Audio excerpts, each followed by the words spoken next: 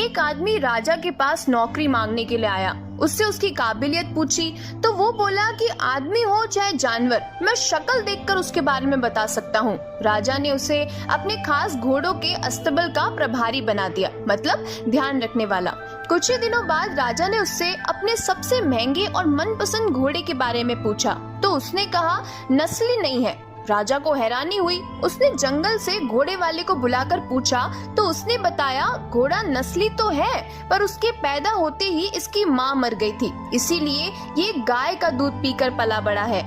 राजा ने प्रभारी को बुलाया और पूछा तुम्हें कैसे पता चला कि घोड़ा नस्ली नहीं है? उसने कहा जब ये घास खाता है तो गायों की तरह सिर नीचे करके, जबकि नस्ली घोड़े घास मुंह में लेकर सिर ऊपर उठा लेते हैं। राजा उसकी काबिलियत से बहुत खुश हुआ। उसने उसके घर अनाज, घी, मुर्गे और ढेर सारी बकरियां बतौर इनाम भिजवा दिए। अब उसे रानी के महल में तैनात कर दिया गया। कुछ ही दिनों बाद राजा ने उससे रानी के बारे में राय मांगी तो उसने कहा तौर तरीके तो रानी जैसे हैं, लेकिन पैदाइशी नहीं है। राजा के तो पैरों तले जमीन खिसक गई। उसने अपनी सास को बुलाया। सास ने कहा हकीकत ये है कि आपके पिताजी ने मेरे पति से हमारी बेटी की पैदाइश पर ही रिश्ता मांग लिया था, लेकिन हमारी बेटी 6 महीने में ही मर गई थी, लिहाजा हमने आपके रजवाड़े से करीबी रखने के लिए किसी और की बच्ची को अपनी बेटी बना लिया। राजा ने फिर अपने नौकर से पूछा तुम्हें कैसे पता चला? उसने कहा रानी साहिबा का नौकरों के साथ सुलूक गंवारों से भी बुरा है। एक खानदानी इंसान का दूसरों से व्यवहार करने का एक तरीका होता है जो रानी साहिबा में नहीं है।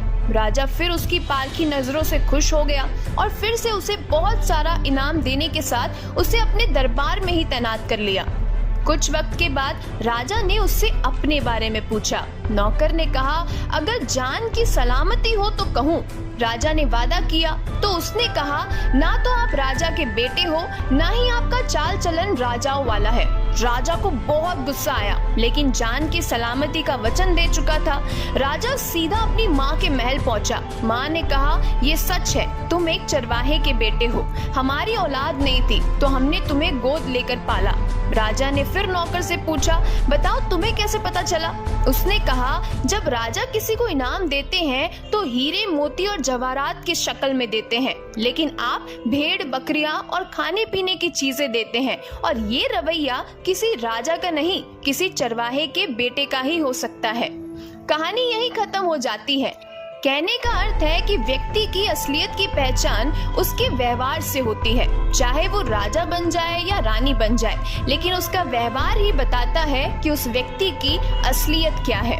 ऐसे ही और भी कहानियों को सुनने के लिए चैनल को जरूर सब्सक्राइब कीजिए। मिलते हैं एक नई कहानी के साथ, तब तक के लिए जीवन की इस खूबसूरत किताब को पढ़ना जारी रखिएगा।